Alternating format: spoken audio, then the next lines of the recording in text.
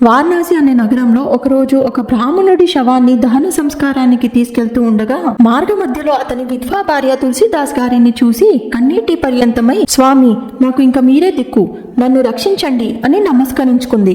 ఆమె మాటలు వినగానే తులసీదాస్ గారు జరిగింది తెలియక దీర్ఘ సుమంగళి భవ అని ఆశీర్వదించారు. దానికి ఆ తల్లి ఎంతో బాధతో, నా భర్త కొన్ని నిమిషాల క్రితమే చనిపోయాడు స్వామి, మీరు ఆశీర్వదించింది ఎప్పటికీ నిజం కాదు అని చెప్పింది. కానీ తులసీదాస్ గారు, నా నోటి నుంచి పలికిన మాటలు రాముని మాటలే, ఆ మాటలు ఎప్పటికీ వృధా కావు అని అన్నారు. తరువాత ఆమెని శవం దగ్గరికి తీసుకుని వెళ్లాలని చెప్పాడు. తన కమండలం నుండి నీళ్లు శవం మీద చల్లారు. తర్వాత శవం చెవిలో 3 సార్లు రామనామాన్ని ఉచ్చరించారు. ఆ రామనామ శక్తితో ఆ శవం పునర్జీవించింది. ప్రజలు తులసీదాస్ గారు గొప్పతనం తెలుసుకుని ఆ నోట ఈ నోట నుండి అక్బర్ అనే రాజు వరకు వెళ్ళింది. అక్బర్ వారిని తన రాజదర్బారుకు పిలిచి ఒక శవంని తీసుకొచ్చి దాన్ని బ్రతికించమని కోరాడు.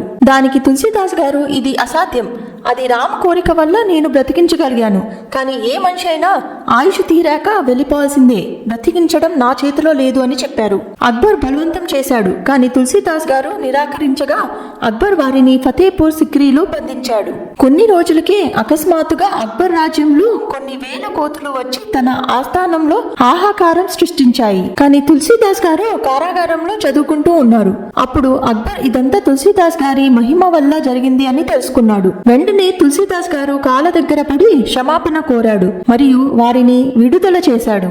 ఆ సమయంలో ఆంజనేయ స్వామి తులసీదాస్ గారికి దర్శనం ఇచ్చారు. ఇది చూసిన తులసీదాస్ గారు పులకరించి, ఆంజనేయ, నన్ను కాపాడడానికి ఇంత దూరం వచ్చావా అని అప్పటికప్పుడే హనుమాన్ చాలీసా పాడారు.